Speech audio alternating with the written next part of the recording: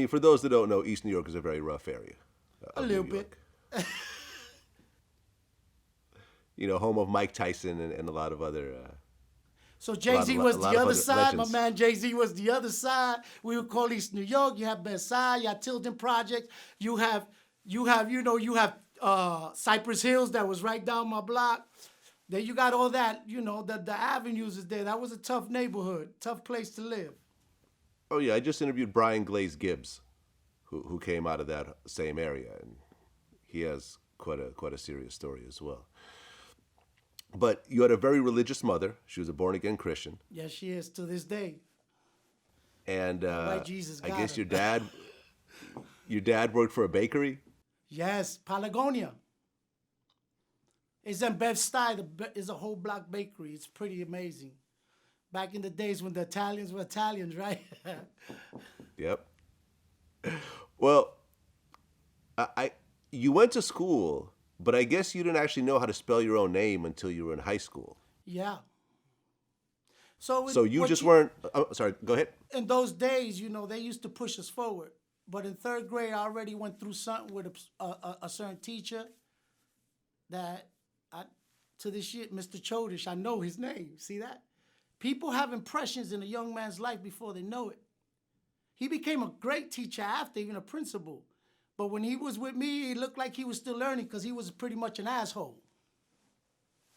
And he used to call me names he wasn't supposed to, and he was a bully of some sort. And one day I said, fuck you, I could be a drug dealer instead of be embarrassed by your white ass. You don't even know me. And them days I talk like that because that's how they used to talk. Speak, why? And you got these teachers from Long Island coming and don't want to talk to us and mistreat us. So at third grade, my mother thought I was in school, but if you have 56 days on count, you could pass those days. So in ninth grade, a teacher asked me, that's when you needed your little homeroom card. And I was on PCP. I was already all in the streets at that age. And she noticed there's a problem here.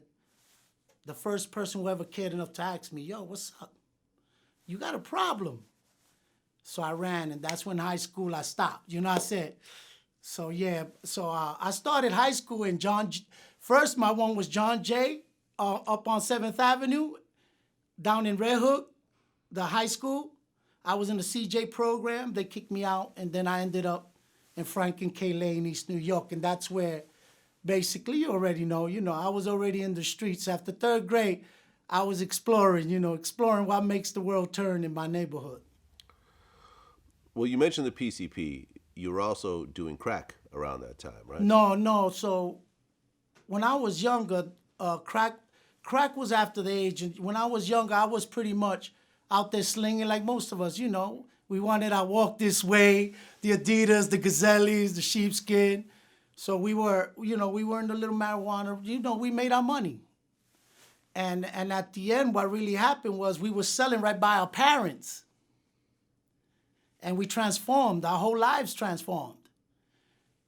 And as much money as I made, I couldn't get over that guilt. My father told me, values are more than money. I'd rather sell bread than be out there like you, looking like that, getting disowned, you get it? And trying to coach me in, but I was too already gone.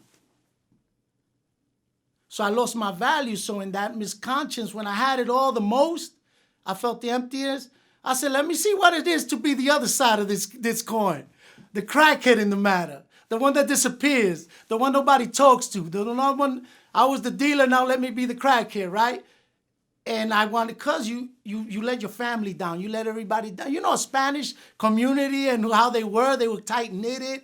And when you fall into that, it really hurt their pride, their Latino pride. So I used drugs to drown out all those things that slinging and all that brings. That world brings nothing but sadness, sorrow, death. So I made a choice to smoke, and then crack was no joke. It was bass then. You call it crack now because it's the familiar name. Us ballers used to bass. The stick-up kids used to bass. The cops used to bass. The room was full of one and all. Because that time everybody was dirty in East New York.